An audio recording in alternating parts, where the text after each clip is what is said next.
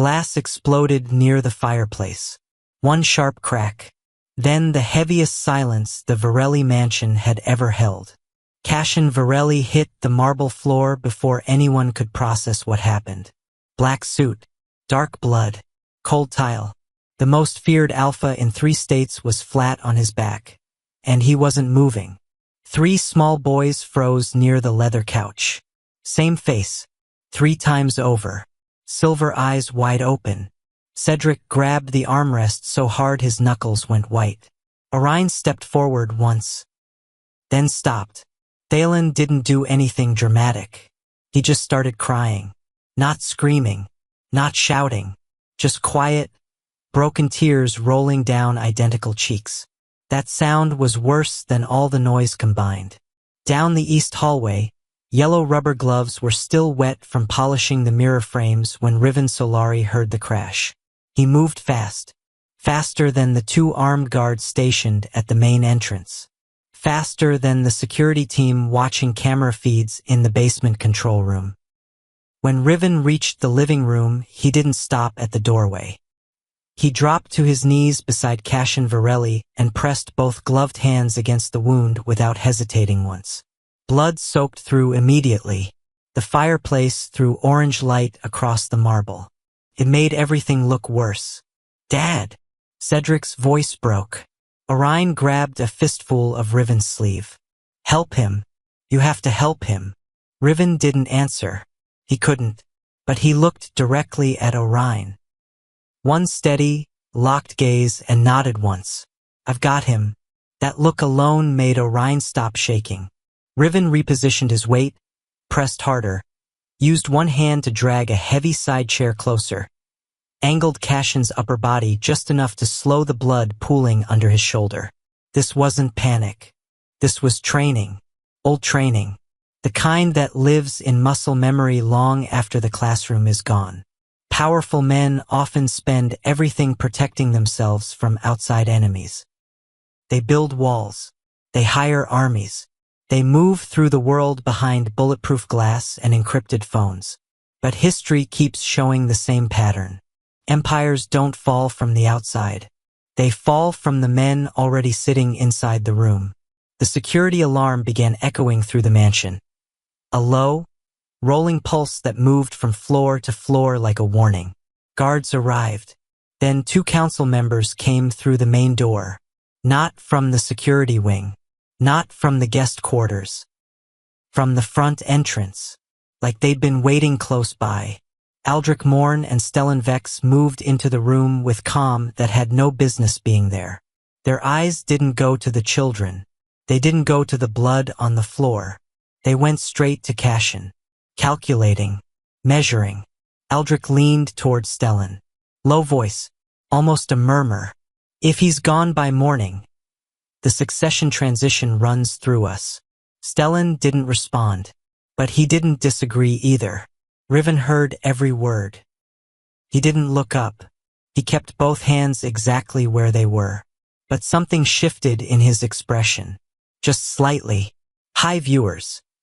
Have you ever been in a room where someone said something they thought you couldn't hear? Drop it in the comments. What did you do with that information? Because Riven had just heard the 2 most powerful men in the Varelli Council quietly plan for a king's death.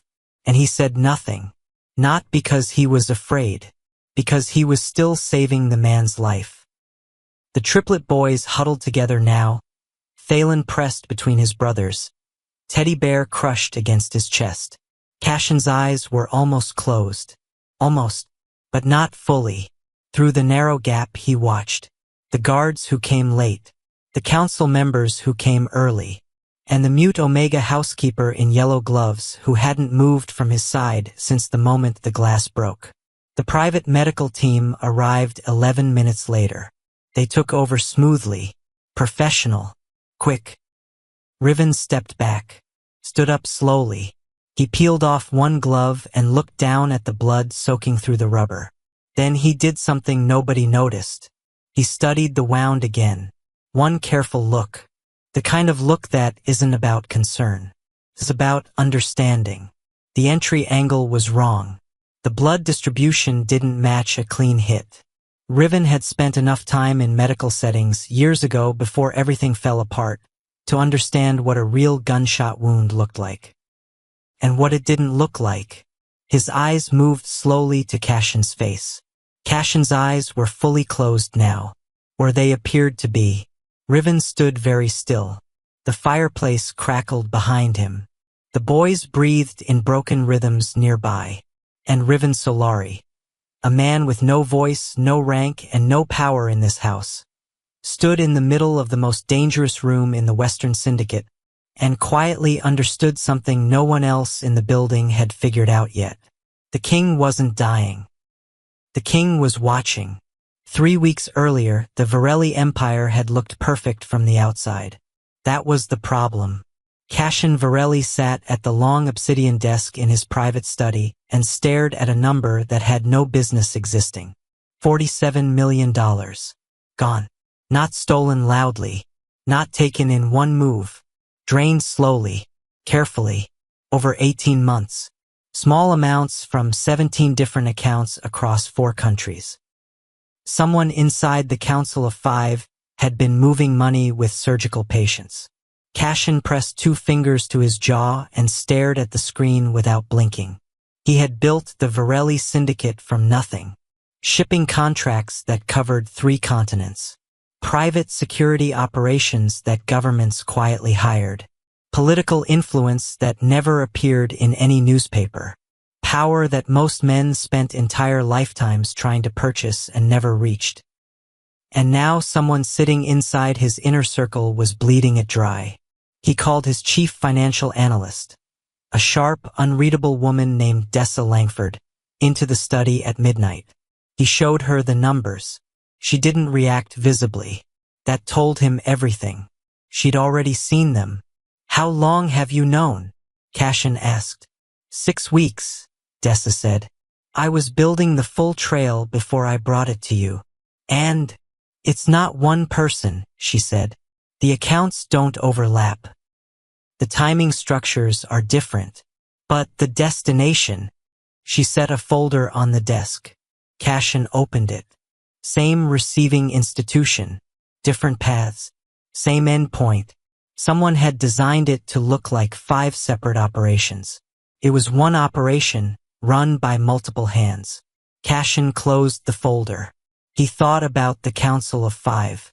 Aldrich Morn, logistics and transport networks. Stellan Vex, legal operations and political connections. Harlow Breckett, private security command. Zephyr Callum, international finance. Domingo Reyes, communications and intelligence. 5 men who had helped build the empire. 5 men who now knew every room in it. Accusing any one of them without ironclad proof would fracture the council into open conflict. Accusing all 5 would collapse the empire's operational structure overnight. He needed proof that couldn't be denied. He needed to see what they did when they thought the king was gone. The plan formed over 4 days. Cashin met quietly with Dr. Hossein Kemdi, his private surgeon and the only person alive who had treated Cashin's injuries after the Marseille incident 7 years ago. Kemdi didn't ask many questions. He designed a controlled wound. Shallow, dramatic in appearance, manageable in reality. The right amount of blood to make trained observers believe a real hit had landed. Security would not be told. The Triplet boys would not be told. The council would watch and react. And Cashin would record everything. The plan was clean, contained. Except Cashin hadn't cross-referenced every name on the household roster before finalizing it. He pulled the staff manifest the night before the scheduled event. 31 names. He moved through them quickly. Kitchen staff, ground security, personal drivers, house maintenance. One name near the bottom caught his attention.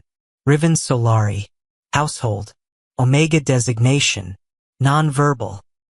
Hired through the Eastfield staffing agency 8 months earlier. Background check clean. References sparse but verified. No prior complaints. No incidents. No record of any kind. Cashin looked at the name for a long moment. Nonverbal staff were common in high-security households. Less risk of information leaking through conversation. But something about the placement gave him pause. Riven Solari had been assigned to the East Wing. The same wing where the Triplet boys spent most of their time. Cashin's jaw tightened slightly. He circled the name on the printed sheet. Not because it triggered a threat response. Something else. Something quieter. Pattern he couldn't name yet. He set the sheet down and moved on. 24 hours later, the glass would shatter. And Cashin Varelli would discover that the one variable he hadn't studied closely enough was already standing exactly where it mattered most. Nobody remembered hiring Riven Solari.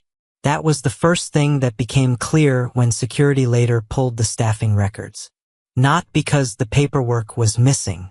It was all there: application, background check, agency verification, signed intake form. But nobody in the Varelli household remembered the moment he arrived. He had simply appeared. Quietly folded himself into the daily rhythm of the mansion like water finding the lowest part of a floor. Riven Solari had not always been this invisible. Once, years ago, he had sat in a university medical program with real plans. A quiet intensity that professors noticed. Hands that stayed steady under pressure. A mind that worked through problems in a straight, clean line. Then something happened. Not something worth detailing in full. Just something. The kind of event that removes a part of a person so completely that nothing placed over the gap ever quite fits the same. He lost his voice in the aftermath. Not completely. Not in a way any specialist could fully explain. But words stopped working reliably. Speech required effort that sometimes cost more than the conversation was worth. And somewhere in the years following, Riven stopped trying to explain himself and started listening instead. He moved between households, private estates, corporate residences, properties owned by people with too much money to notice one quiet worker in their peripheral vision. He watched how powerful systems operated from the inside, where the real decisions happened, which faces changed when the boss left the room, which staff member clocked extra hours without being asked, which guard always looked away from the same camera at the same time. Silence trained him to see things that people with louder lives simply walked past. At the Varelli mansion, the Triplet boys found him first. Not because Riven approached them. Because Thalen had dropped a puzzle piece under a cabinet in the East Corridor. And Riven was the only person nearby who stopped to help him find it. That was it. That was the whole beginning.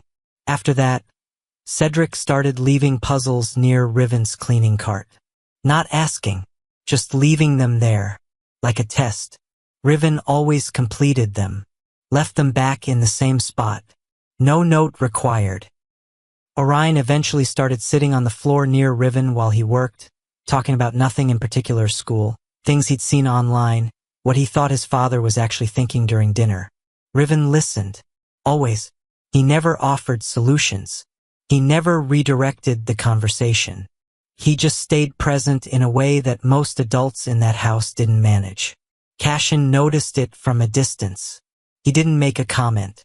He wasn't the kind of man who commented on small things. But he watched. A king who trusted no one still paid attention to everything. There was one other thing about Riven that went unmentioned in any staff file. When he cleaned the East Wing, he always finished the same way. He would stand at the corner of the main corridor. Look at each security camera angle in sequence. Not suspiciously. Not quickly. Just carefully. Like someone running a quiet mental inventory. The kind of habit a person develops when they've spent years knowing that safety is never a given. That night, the night Cashin had chosen for the staged event, Riven had been in the hallway near the east mirror. Yellow gloves still damp. Cleaning cloth folded over his forearm. He heard the glass shatter. And in the half-second before he moved, his expression did something interesting. It didn't show fear. It showed recognition. Like something he had been quietly prepared for had finally arrived. He moved down the corridor fast and silent. dropped beside Cashin, and began working. 3 floors below in the security control room, 2 monitors showed the same scene from different angles. Cashin Varelli on the floor. Riven Solari applying pressure. The Triplet boys against the wall. And in the doorway, arriving just a little too quickly. 2 council members whose eyes went everywhere except where genuine concern would naturally land. The trap had been set, but it had caught something Cashin hadn't placed inside it. The sound of the shot still lived in the walls. That was how Cedric described it later. Not gone. Just absorbed. Like the mansion itself was holding it.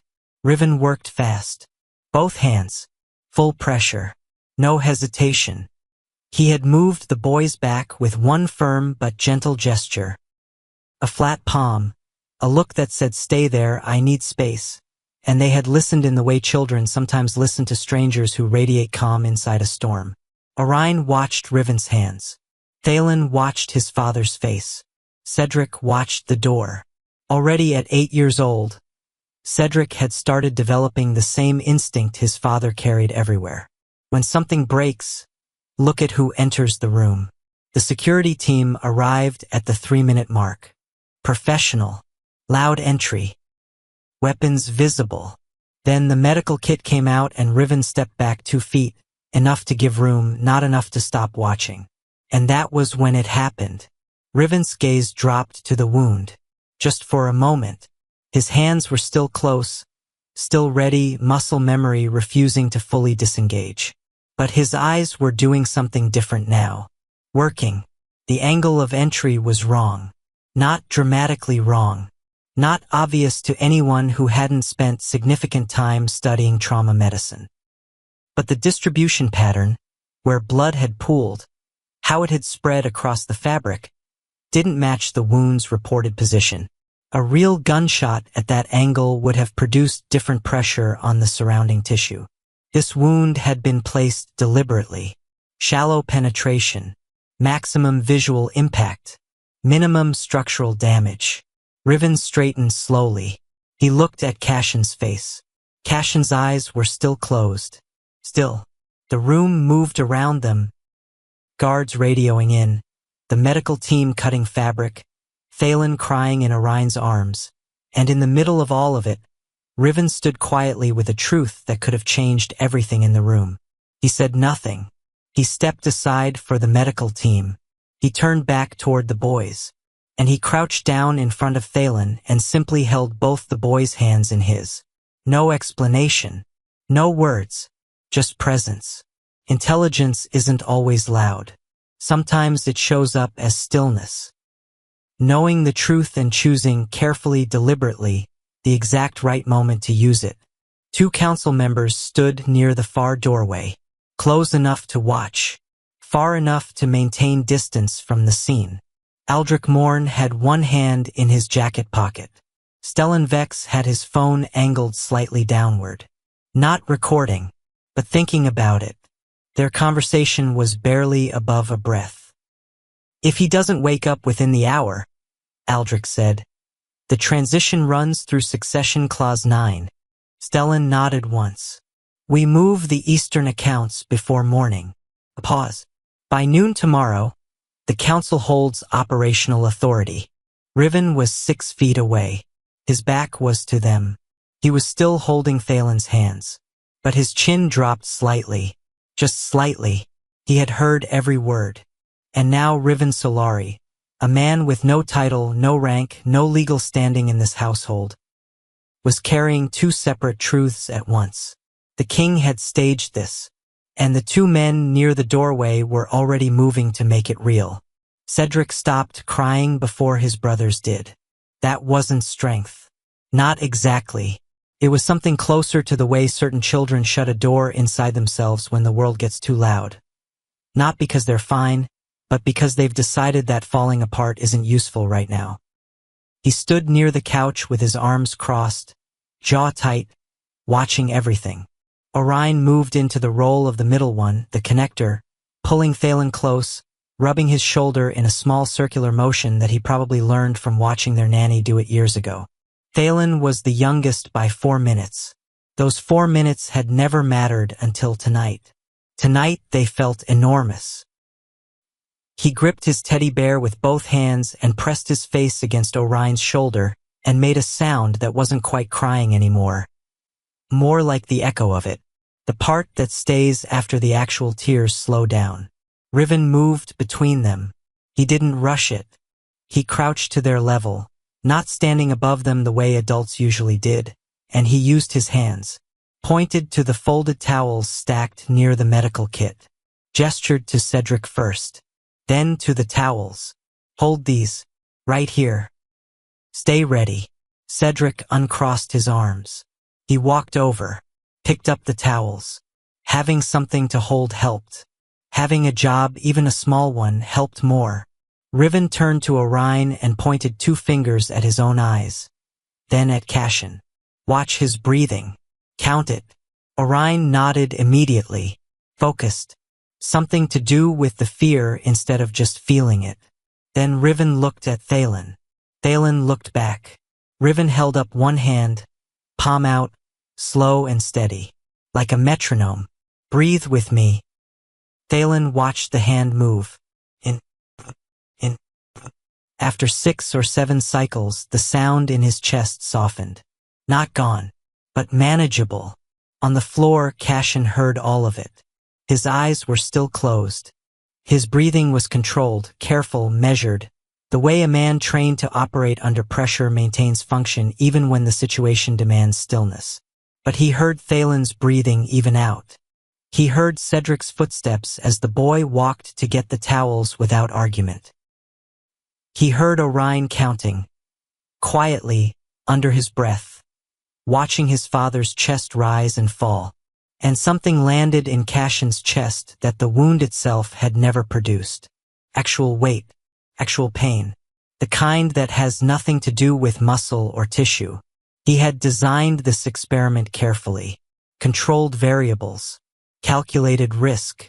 He had considered what the council would do, what the guards would do, what the cameras would capture.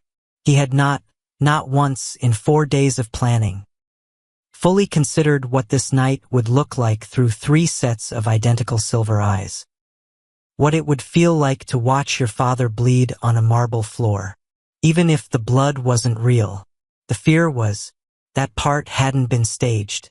That part was entirely, completely real. And Cassian Varelli, a man who had spent 2 decades making cold calculations, felt the first genuine regret of the evening move through him like cold water. Across the room, Aldrich Morn's phone vibrated in his pocket. He glanced at the screen without moving. Read the message. His expression didn't change. He typed a reply, for words, then slipped the phone back into his jacket. 12 miles away, in a glass-walled office above the city's financial district, a laptop received that message.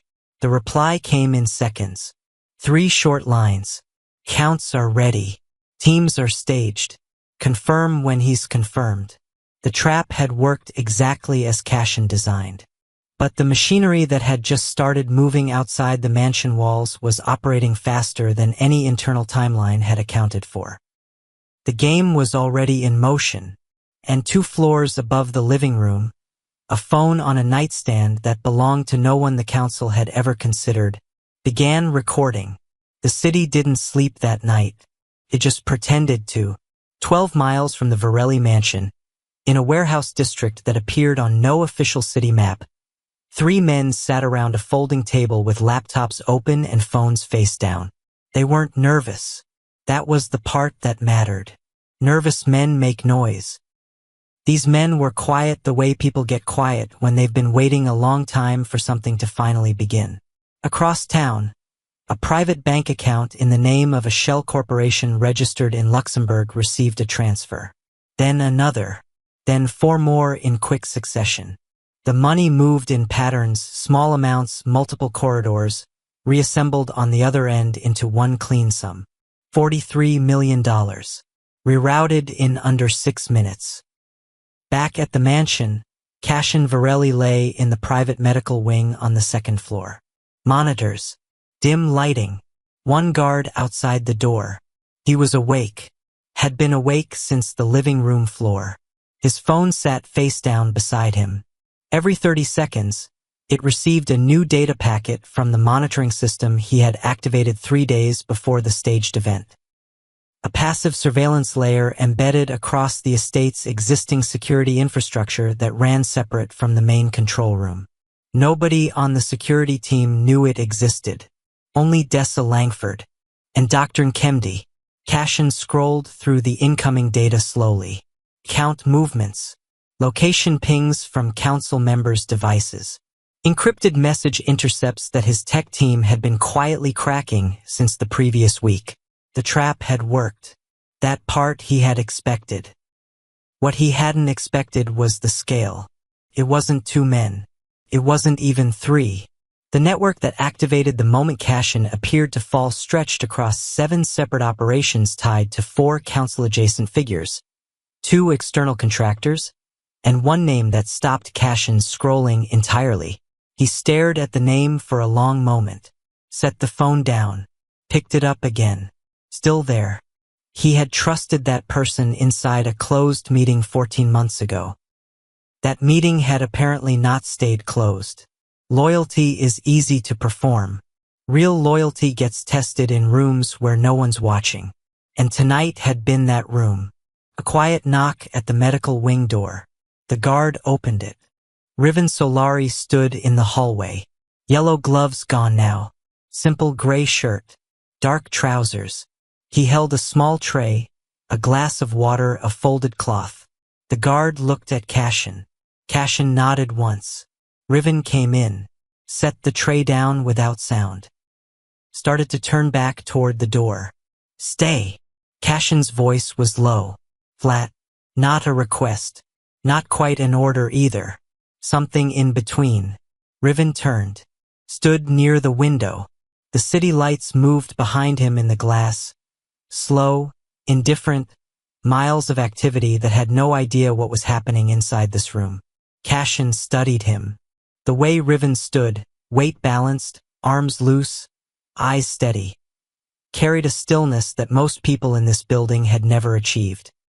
Not because they weren't capable, because they had never needed to develop it. Stillness is something you learn when the world consistently refuses to slow down for you.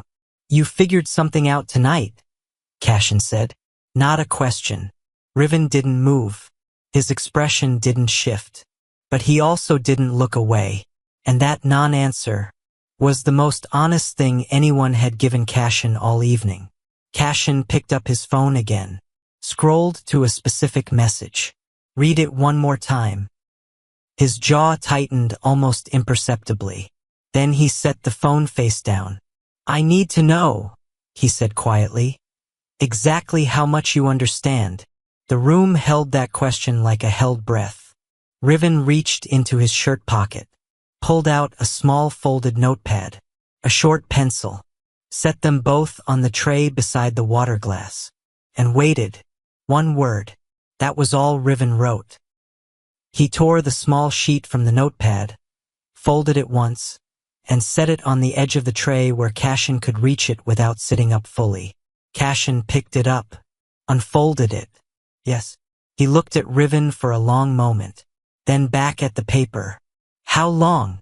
Riven held up 4 fingers, then pointed down toward the floor. The living room. For minutes into the scene, before the security team had even arrived, Riven had already understood what he was looking at. Cashin absorbed that, set the paper down. And you said nothing. Riven reached for the notepad again, wrote, tore, handed it over. Your sons were scared. 3 words. Cashin read them twice. Then something happened in his expression that almost never happened in that face. It broke. Not visibly, not dramatically, not in any way that a camera would have caught cleanly.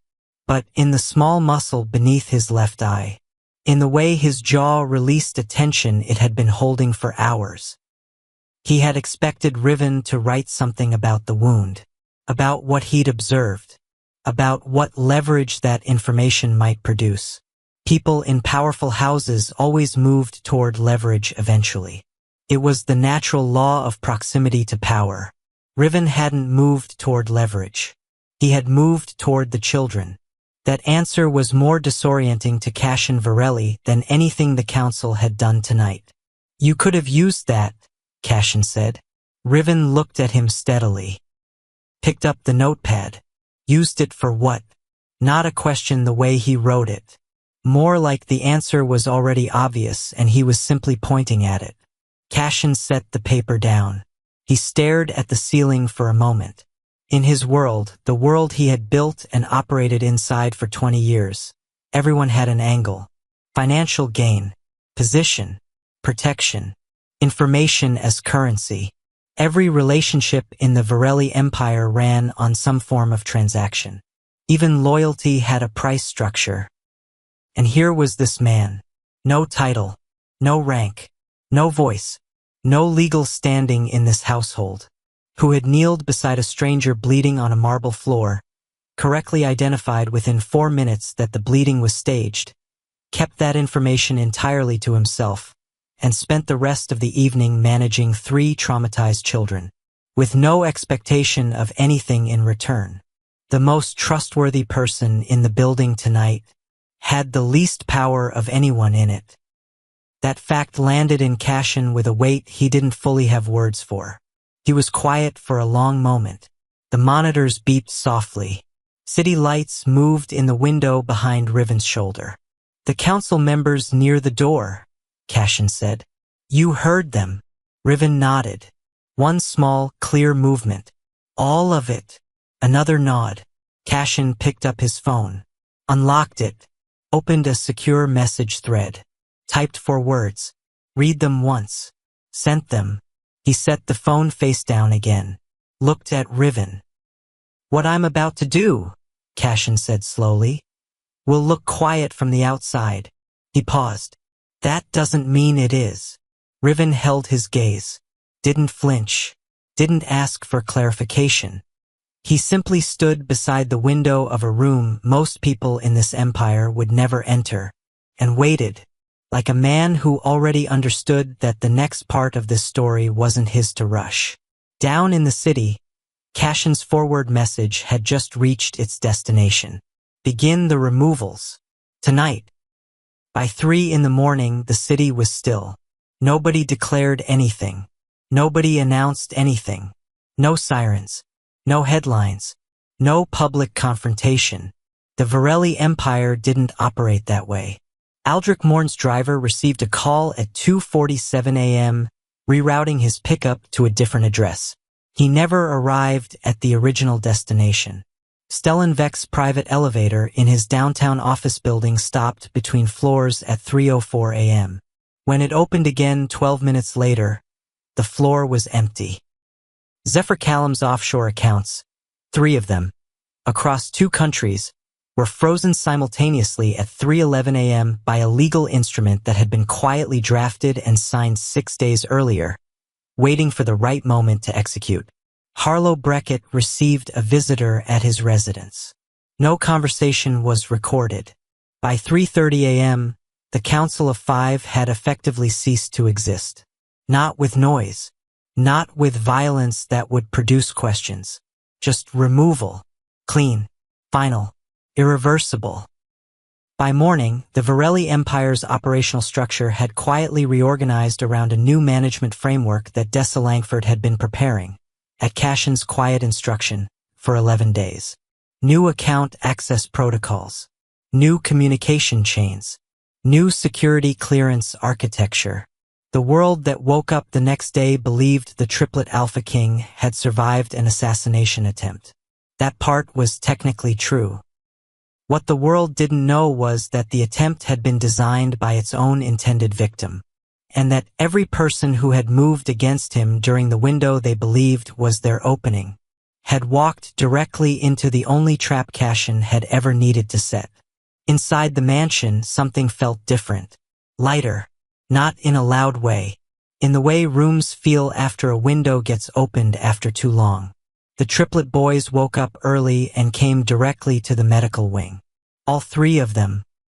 Cedric stood in the doorway with his arms crossed but his face open. The door he'd shut the night before cracked enough to let the relief through. Orion sat on the edge of the bed and talked for 11 straight minutes about everything he'd observed the night before, processing it out loud in the precise, detailed way his mind handled disruption. Thalen climbed up beside his father. Didn't say anything. Just pressed his face against Cashin's arm and stayed there. Cashin let him. That was new. Cashin Varelli had not been a father who sat still easily. His default had always been movement, decision, management. The physical closeness of his children had historically felt like something he acknowledged but didn't quite know how to receive. That morning he lay there with Thalen's weight against his arm and didn't move to check his phone for 47 minutes. 47 minutes. For him, that was close to a record. Riven came in at mid-morning with food. The boys immediately shifted toward him the way they had in the corridor with the puzzle pieces. Not demanding, just gravitating. Comfortable. Cedric helped him set the tray up. Orion explained his full overnight theory about the security breach to Riven in elaborate detail, apparently unconcerned that Riven couldn't respond with words. Riven listened to every word, nodded at the right moments, raised one eyebrow at the part where Orion concluded, correctly, that at least 2 council members had arrived too fast. Cashin watched all of it from the bed. He had spent 20 years building a system designed to survive without trust. Rules, contracts, surveillance, controlled information, a structure that could function even when every person inside it was operating from self-interest. That system had worked. It had made him powerful. It had also made this room. His sons, a quiet man in a gray shirt, morning light on a tray of food, feel like something that had existed just outside his reach for a very long time. He picked up his phone. One new message. Unknown sender. No profile. No carrier identification. He opened it. For words. Your experiment was impressive. Cashin sat up slowly. Read it again. The message hadn't come through any channel his security team monitored. It had arrived through a back pathway that shouldn't have been visible to anyone outside his private infrastructure. Someone had been watching.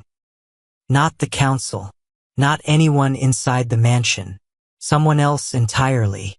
Cashin didn't show anyone the message. Not yet. He locked the phone. Set it face down. Watched his sons for another few minutes. Thalen now trying to explain something to Riven using only gestures. Riven responding in kind. Cedric watching them both with the quiet, evaluating look he'd inherited directly from his father. Then Cashin got up. The medical team had cleared him an hour earlier. The wound was exactly what it was supposed to be, controlled, managed, already beginning to close properly. He dressed slowly. Dark trousers. Simple shirt. No suit jacket. That was new too. He walked down the main corridor toward his private office at the east end of the 2nd floor. Told the guard outside the medical wing to give the boys another hour with Riven before the morning routine resumed. The guard nodded. In the office, Cashin sat behind his desk and was still for a long moment. Not reviewing files. Not opening his laptop. Just still. Then he pressed the intercom and asked for Riven to come up when the boys were settled. Riven arrived 20 minutes later. He stood near the door the way he usually did. Present, unhurried, not occupying more space than necessary. Cashin gestured to the chair across from the desk. Riven looked at it for a moment, like he wasn't entirely sure the gesture was meant for him. Cashin gestured again. Riven sat. I owe you a conversation, Cashin said. He didn't apologize for the bluntness. Riven didn't seem to need him to. You've been in this house for 8 months, Cashin said. In that time you've maintained the East Wing, looked after my sons in every practical way that staff don't normally extend themselves, identified a staged wound that my own security team missed, and spent an entire crisis night protecting 3 children while holding information that most people in your position would have immediately leveraged. He paused. I want to understand why. Riven reached for the notepad he'd started carrying since the night before. Wrote, They needed someone steady. Cashin, read it. That's not a full answer. Riven wrote again. It's the only answer I have. Cashin studied him. The position you currently hold in this household doesn't reflect what you're actually capable of. Riven's expression shifted slightly. Not discomfort exactly. More like the look of a person who has been accurately described for the first time in a long while and isn't sure how to receive it cleanly. Cashin leaned forward. I'm not offering charity, he said. I'm correcting a resource allocation problem. He set a single document on the desk. Slid it across. Riven looked at it. Then looked at Cashin. The document outlined a new household position. Not servant. Not staff. Household guardian. Oversight of the triplets' daily structure and security environment. Direct advisory access to Cashin on household internal matters. Full residential standing in the estate. Riven read it twice. Slowly. Set it back down. Picked up the notepad. One word. Cashin sat back. Because the most dangerous night this house has seen in a decade just passed, he said. And the one person in this building who handled it correctly was the one I almost didn't read twice on a staff manifest. That mattered. He wasn't going to pretend otherwise. Riven looked at the document again. His hand moved toward the notepad. Stopped. Then he picked it up and wrote one line. Slid it across. The boys would have to agree. Cashin looked at the line. Something in his chest shifted. Not sentimentally, just accurately. They already do, he said. He turned the desk monitor slightly. Camera feed from the medical wing. Thalen had fallen asleep against a pillow Riven had arranged an hour earlier. Cedric was working a puzzle on the floor, the same kind Riven had been leaving completed near his cleaning cart for months. Orion was drawing something in a notebook. On the cover, in large letters he'd written that morning, "Things Riven taught me." Cashin turned the monitor back. "They decided before I did," he said simply. Riven sat quietly for a moment. Then he picked up the pen, signed the document, set it back on the desk without ceremony. No performance, no visible emotion, just a decision made cleanly. The way people who have survived a great deal of loss tend to make decisions. Without drama, because drama stopped being available to them a long time ago. Cashin folded the document, set it aside. He was about to speak again when his phone vibrated. He glanced at the screen. Same unknown sender. New message. He read it. His expression didn't change visibly. But his hand, the one holding the phone, went completely still. The message had 3 words. "We're coming next." No sender trail. No metadata that his tech team could initially parse. Just 3 words delivered through a channel that by every measurable standard should not have been accessible to anyone outside Cashin's private infrastructure. He had Dessa Langford in the office within the hour. She worked through the access pathway for 40 minutes without speaking. Then she sat back. "Whoever sent this," she said carefully, "didn't break in." Cashin looked at her. "They were already inside the system," she said. "Not the main system, the shadow layer. The one you built for the trap." Pause on that. The system nobody knew existed except Dessa and Kemdi. The system Cashin had designed to watch his own empire from the outside. Someone had watched him watch them. The trap had caught the council. That part had worked exactly as designed. But in the process of running it, in the act of making himself appear vulnerable, in the hours of real-time surveillance activity the operation produced, the Empire's external profile had shifted.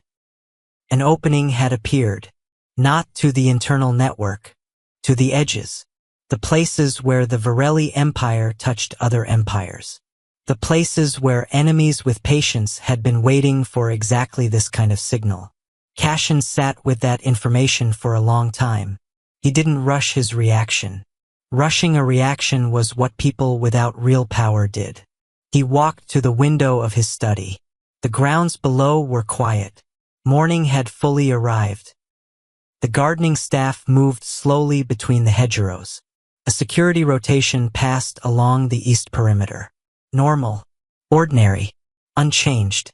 And yet, the game had not ended. It had simply entered a different room. He heard footsteps in the corridor. 3 sets. Small, quick, irregular. The kind of footsteps that don't slow down for the weight of adult problems. The door opened. Cedric came in first. He always came in first, with the direct energy of someone who had decided not to knock. Dessa said you were in here, he said. Dessa's right, Cashin said. Orion came in behind him, notepad under his arm. Thalen last, still holding the bear, but standing straighter than he had the night before. Kids recover faster than adults give them credit for. Not because they feel less, because they're still wired to move forward. Riven stood in the doorway. He caught Cashin's eye, raised one brow slightly, asking without words. Too much? Cashin shook his head once. No. He stepped away from the window, crossed the room, crouched down in front of Thalen, which was not something Cashin Varelli had done in recent memory, and looked at him directly. You all right? He asked. Thalen considered this seriously, the way children consider questions adults don't usually mean. Are you? Thalen asked back. And Cashin, the man newspapers called the Triplet Alpha King, the man who had built a criminal empire through cold strategy and controlled fear, didn't answer immediately. He looked at his son, then at the other two. Then, briefly, at the man in the doorway who had no voice and no title and had held his entire household together through the worst night in recent years. Getting there, Cashin said. That was honest. That was enough. He stood up, looked out the window one more time. Somewhere in the city, in offices, in warehouses, on encrypted phones, someone was already planning their next move. They believed they had found the Varelli Empire at its weakest. They had miscalculated. Not because the empire was stronger than it looked from the outside, but because what the outside couldn't see was what had changed on the inside. A king who spent 2 decades alone in his strategy. 3 sons who no longer had to wonder if their father noticed them. And one quiet man with a notepad and yellow rubber gloves, who had walked into the most dangerous household in the city and made it, without fanfare, without announcement, feel like a place worth defending. The encrypted message sat on Cashin's phone. 3 words. We're coming next. Cashin picked up the phone, opened a new thread, typed 1 line to Dessa. Build me everything on the external network. Start tonight. Sent it. Set the phone down. Turned back to his sons. Whatever came next, he wouldn't be meeting it the way he'd met everything before. Alone. Cold. Unreachable.